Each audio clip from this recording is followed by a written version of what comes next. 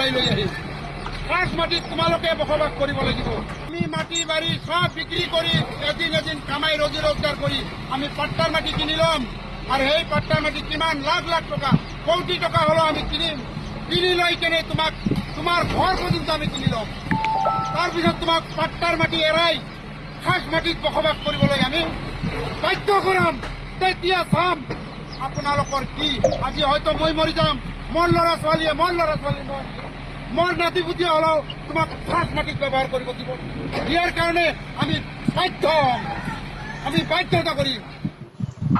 সেই মানুহজনৰ যিটো কথা দেখিছে, সেই কথাখিনি হিমন্ত বিশ্ব শৰ্মাক উদ্দেশ্য কৰি কোৱা নাই, কাৰণ নাতিপুতিৰ কথা কৈছে। মইতো জীয়াই নাথাকোঁ তেতিয়ালৈকে।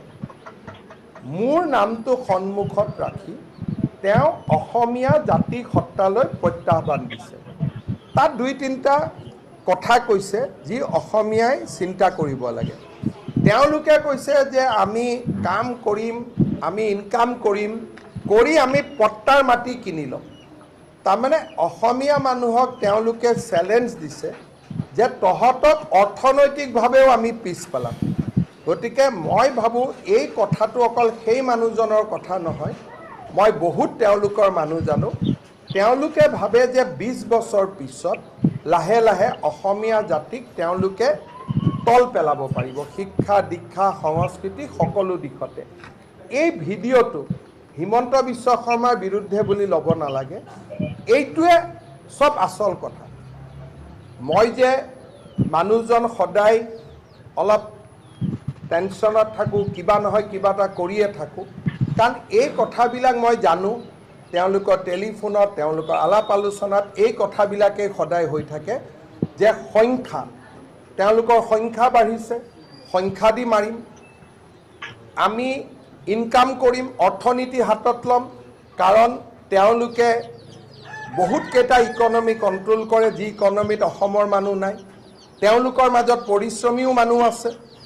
তেওঁলোকে ভাবে যে ২০ বছৰ পিছত আমি অসমীয়াক আমি আমাৰ পদোন্নত কৰিব পাৰিম। আৰু তেনেকুৱা হৈছে। ধুবুৰীত আজি আমাৰ মানুহ মাইনৰিটি, আমাৰ মানুহ ভয়ত থাকে। গোৱালপাৰা টাউনত আমাৰ মানুহ ভয়ত থাকে। চাউথ চালমাৰাত আমাৰ কোনো মানুহ নাই।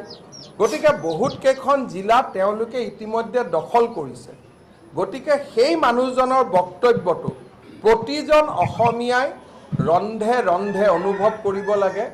আৰু সেই দিনটো যাতে নাহে তাৰ বাবে অসমীয়াই নিজৰ সামৰ্থ্য আৰু শক্তিৰে আমি তাক প্ৰতিহত কৰিব লাগে।